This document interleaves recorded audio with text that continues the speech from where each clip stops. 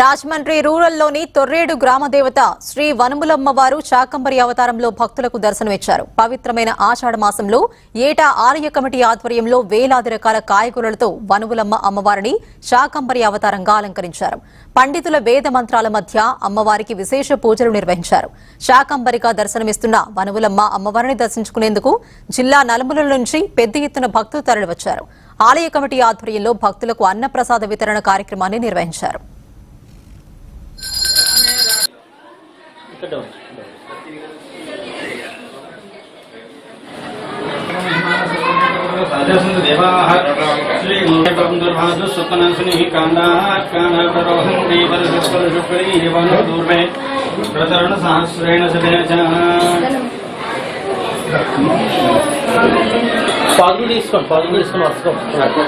हिरण्यगर्भासुरासुराणां किरीटिनां श्रीयोनुलङ्करं देवतानुग्रह प्रसादो सिद्धिरस्तु।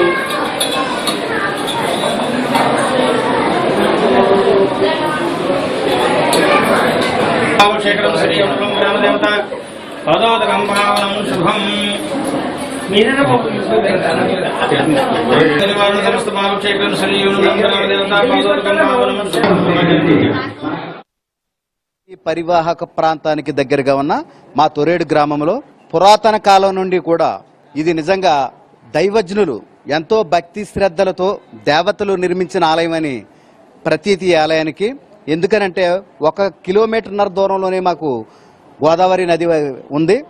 ఎటువంటి విపరీత కాలంలో అంటే తుఫాన్లు కానీ గోదావరి కానీ ఎటువంటి ప్రకృతి విపత్తులు జరిగినా కానీ మా గ్రామాన్ని ఏమీ కూడా చేయకుండా మా గ్రామదేవత మమ్మల్ని ఎప్పటికప్పుడు కంటికి రెప్పవలే కాచి కాపాడుతుంది.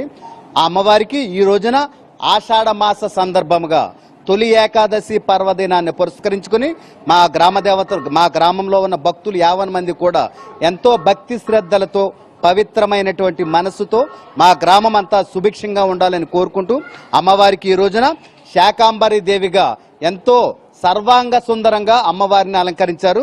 భక్తులందరూ కూడా తెల్లవారుజాము నుండి కూడా అమ్మవారికి దర్శనార్థమై భక్తులందరూ కూడా వేకువజాము నుండి కూడా వచ్చి అమ్మవారిని దర్శించుకుని వారి యొక్క మొక్కుబడులు చెల్లించుకుని ఈ రోజున కార్యక్రమం. వనములమ్మ తల్లి గ్రామ దేవతకి శాకంబరీ దేవి అలంకారం చేయడం జరిగింది. ఇక్కడ ఎప్పుడైతే గ్రామాలలో సుభిక్షత లేకుండా ఉందో అప్పుడు అమ్మవారి యొక్క కృపాకటాక్షాల వల్ల సస్యశ్యామలం అవడం జరిగింది. అందుమూలంగా అమ్మవారికి కృతజ్ఞతతో ప్రతివారు కూడా వారి శక్తి కొలది వారు పండించినటువంటి పంటలు, కూరగాయలు, పళ్ళు, ధాన్యాదులు అమ్మవారికి ఈరోజు సమర్పించడం అనేది విశిష్టతగా చెప్పబడింది.